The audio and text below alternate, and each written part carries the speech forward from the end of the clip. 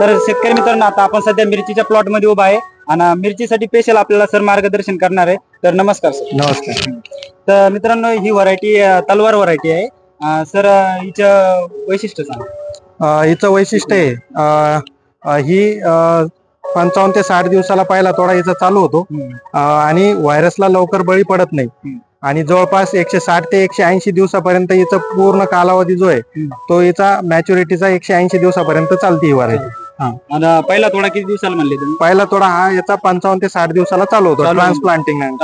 हिचे रोप लावा लागते का डायरेक्ट? रोप याची नर्सरी टाकल्यानंतर 30 ते 35 दिवसानंतर हिचं ट्रान्सप्लांटिंग केलं जातं. मित्रांनो, जर आपण सीड ज्यावेळेस आपण हे करतो का कोकोपीट मध्ये, तर ते 35 दिवसानंतर आपल्याला रोप तयार होऊन जातात. तर मित्रांनो, बघू शकता तुम्ही हिचं क्वालिटी आणि मिरचीचा कलर एकदम डार्क ग्रीन कलर आहे आणि एकदम इंटरनोडल डिस्टन्स पण हिचं खूप जवळ आहे, त्याच्यामुळे शेतकऱ्यांना जे उत्पन्न होणार आहे ते चांगलं होतं. आणि आजच एक नाशिकचे शेतकरी आले होते, तर त्यांचं म्हणणं होतं की मार्केटमध्ये जनरली दुसऱ्या व्हरायटीला, जे दुसऱ्या कंपनीच्या व्हरायटी त्यांना 40 रुपये प्रति किलो भाव भेटतोय आणि आपल्या तलवारला 48 रुपये प्रति किलो भाव भेटतोय. त्याच्यामुळे कारण हिची शायनिंग आणि ट्रान्सपोर्टेशन क्वालिटी ही एकदम चांगली असल्यामुळे तिला भाव भेटतोय. मित्रांनो, क्वालिटी असली पिकामध्ये तर आपण कुठल्याही प्रकारे भाव मिळू शकतो, कारण की क्वालिटी मॅटर करते. तर सर, हिचा तोडा जर म्हणलं तर ऍव्हरेज किती निघतं एकरी? एकरी हिचा ऍव्हरेज जवळपास 14 ते 16 टनापर्यंत जातो. 14 ते 16 टनापर्यंत ग्रीन हिरव्या मिरचीचं.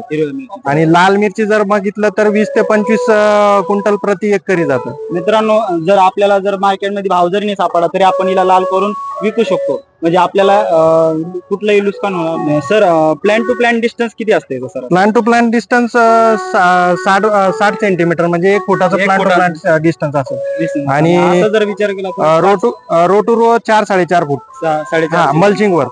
आणि खाली लावलं तर तुम्ही विदाउट मल्चिंग लावलं तर 1 बाय 1 फुटावर सुद्धा लावू शकता हिला. मित्रांनो, ही बगर मल्चिंगची सुद्धा मिरची येऊ शकते. हो, येऊ शकते, म्हणजे कुठल्याही वातावरणामध्ये येऊ शकते. सर, हिला जर विचार केला सॉइल कशी लागते? सॉइलीला म्हणजे जास्त भारी जमीनची गरज नाहीये, एकदम मीडियम टू लाईट सॉइल सुद्धा प्रिफरेबल आहे म्हणजे ज्या जमिनीचा निचरा होतो, पाणी निचरा होतो, योग्य जमीन. आणि बघू शकता मित्रांनो, हिला सेटिंग खूप ह्याच्यात झाली. आता सध्या वातावरण बी खूपच हे झालेलं आहे, तरी पण कुठल्या प्रकारचा रोग नाही आणि काही नाही.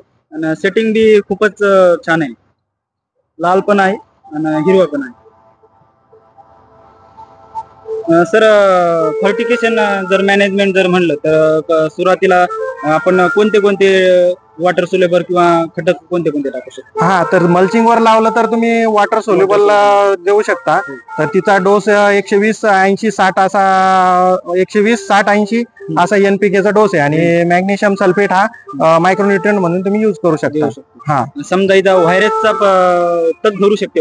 व्हायरस साठी म्हणजे हिचं मेन जे USP आहे तेच व्हायरस आहे आणि व्हायरसला लवकर बळी पडत नाही, त्याच्यामुळे शेतकरी जास्त पसंत करता येईल, जास्त प्रिफर करतात. आणि बघू शकता मित्रांनो, कुठल्याही पानामध्ये स्पॉट नाही किंवा थ्रिप्सचा अटॅक आला ना, बघू शकता तुम्ही खाली इतके सेटिंग झालेलं आहे आणि मिरच्या लाल पण होत आहे, तरी पण वरती सेटिंग बी चालू आहे आणि वरती फ्लॉवर बी चालू आहे. शेंड्यापर्यंत सुद्धा फ्लॉवर चालू आहे आणि फ्लॉवरची सेटिंग पूर्ण कांडोकांडी सेटिंग आहे. एका जागेवरती 2-2 सेटिंग आहे आणि तरी पण फ्लॉवर चालू आहे. मित्रांनो, खूपच चांगली व्हरायटी आहे आणि कलर सीडचे सरना खूपच छान आपल्याला माहिती दिल्याबद्दल सरांचे मी धन्यवाद सर.